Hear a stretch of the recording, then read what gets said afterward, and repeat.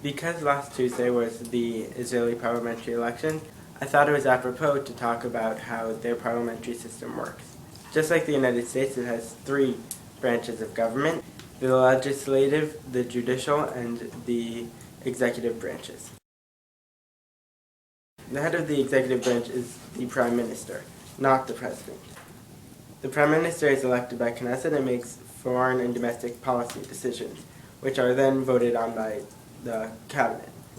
The cabinet is made up by ministers appointed by the Prime Minister. The Prime Minister must appoint cabinet members based on the distribution of votes in the last parliamentary elections to the different parties.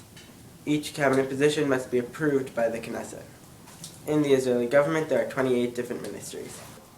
The president is the ceremonial head of state. He's in charge of signing things like peace treaties and laws, as well as ceremonially appointing the prime minister. The Knesset is Israel's legislative branch. It only has one body. It's made up of 120 members. Each member is voted in for 4 years, just like the prime minister. Individuals are not elected to the parliament. Each party comes up with a ranked list of members that they'd like to put into office. Based on the percent that each party gets, they're allowed to send a certain number of members off their list into parliament.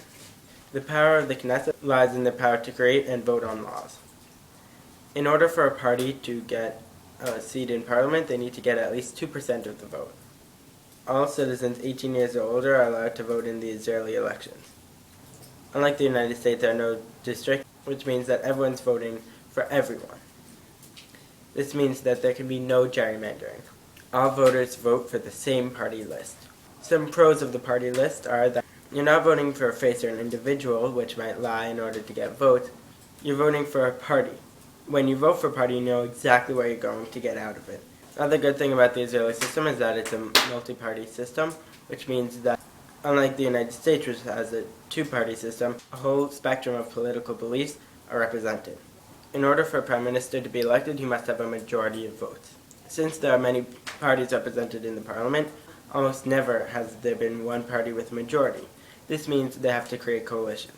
Groups of parties with similar beliefs will group together in order to elect a prime minister. This means that the party with the most Knesset votes might not also have the prime minister. If lots of smaller parties with similar beliefs group together, they could override one larger party with a more radical belief. The third branch of the Israeli government is the judicial branch. As a whole, I think the parliamentary system makes a lot more sense than our two-party system. It allows for smaller groups and more diverse groups to have a larger say. It also allows for a spectrum of opinions to be shared, instead of just pro or con. There are many groups that have specific views, and their voice is a lot stronger in Israel than it is in the United States.